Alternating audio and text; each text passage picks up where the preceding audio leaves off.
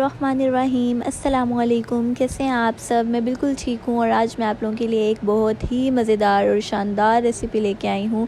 उम्मीद है आप सबको बहुत पसंद आएगी। ये स्क्रीन पे आपको इस रेसिपी के इंग्रेडिएंट्स शो हो रहे हैं। इंग्रेडिएंट्स की मदद से शाही देगी कोरमा बनाने लगे हैं। हम जितने भी इंग्रेडिएंट्स यूज़ कर रहे हैं उनकी क्वान्टिटी आपको डिस्क्रिप्शन बॉक्स में मिल जाएगी, आप वहाँ पर चेक कर सकते हैं। ठीक है, सबसे पहले हम लोगों ने कढ़ाई में 1 कप तेल ले लिया और 1 कप तेल में हम लोगों ने 2 प्याज डाल के उसको अच्छे से फ्राई कर लिया। उसके बाद हम लोगों के पास जितने भी खड़े मसाले मौजूद हैं उनको हम लोगों ने ग्राइंडर में डाल के अच्छा सा पाउडर बना लेना है और इसको अपने पास रखना है कि जब ये हमारे काम आएगा।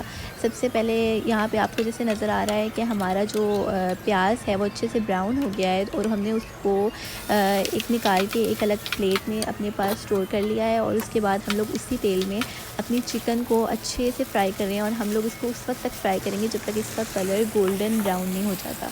अब यहाँ पे आप देख सकते हैं स्क्रीन पे इसका कलर गोल्डन ब्राउन हो गया और अब हम यहाँ पे garlic paste, fresh garlic paste इसमें ऐड कर देंगे और इससे ये होगा कि अगर चिकन की कोई स्मेल हुई तो वो ख़त्म हो जाएगी। हमने इसमें 1 टेबलस्पून गार्लिक पेस्ट ऐड किया है और आप लोगों को तमाम इंग्रेडिएंट्स की जो क्वांटिटी है वो डिस्क्रिप्शन में मिल जाएगी। और हम लोगों ने गार्लिक पेस्ट ऐड करने के बाद इसको अच्छे से भूनना है, इसकी अच्छी से भुनाई करनी है।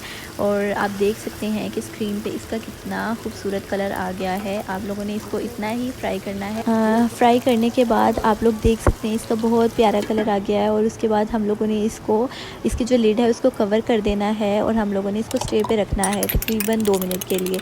अब हम लोगों ने एक ग्राइंडर लिया और उसमें हम लोगों ने 1 कप योगर्ट डाला, एक टमाटर ऐड किया और जो हम लोगों ने प्याज ब्राउन किए हुए थे वो भी हमने इसमें ऐड करके इसका अच्छे से पेस्ट बना लिया। और पेस्ट बनाने के बाद यहाँ पे आप लोग देख सकते हैं हमारा चिकन अच्छे से सॉफ़्ट हो गया है और ये बहुत ज़्यादा जूसी लग रहा है। इसका ये मतलब है कि अब इसमें कोई भी अगर हम स्पाइस या कुछ भी डालना चाहें, पेस्ट डालना चाहें तो वो उसका टाइम आ चुका है। तो अब यहाँ पे हमने जो पेस्ट तैयार किया था वो हम लोगों ने यहाँ पे कढ़ाई में ऐड कर दिया और ऐड करने के बाद हमारे पास जितने भी स्पाइसेस हैं हम लोगों ने इस स्टेज पे वो भी यहाँ पे ऐड करके इसको अच्छे से भूनना है। अच्छे से भुनाई करने के बाद हम लोगों ने इसकी लिड को कवर करके रख देना है तकरीबन 15 मिनट के लिए। और इस टाइम में हमारा जो चिकन है वो बिल्कुल सॉफ़्ट हो जाएगा और यहाँ पे आप देख सकते हैं कि हमारा चिकन तकरीबन रेडी है और इतनी खूबसूरत शक्ल आ गई है। अगर आप चाहें तो आप इसको इसी तरह सर्व कर सकते हैं, लेकिन अभी मैं इसमें कुछ और चीज़ें, थोड़े से स्टेप्स और हैं जिसको मैं ऐड करूँगी इसमें। अब मैंने इसमें थोड़ा सा पानी डाल दिया क्योंकि मुझे इसकी थोड़ी सी ग्रेवी चाहिए और आप मर्ज़ी से इसकी ग्रेवी के लिए पानी ऐड कर सकते हैं। मेरे लिए इतना बहुत है तो मैं इसकी ग्रेवी को इतना ही रखूँगी।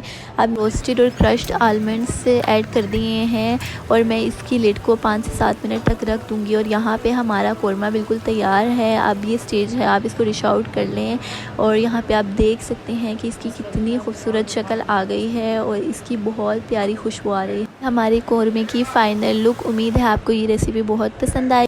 रेसिपी को ट्राई करके मुझे ज़रूर कमेंट्स में अपना फ़ीडबैक शेयर कीजिएगा। Thank you for watching. Like, share and subscribe with your friends and family. Thank you.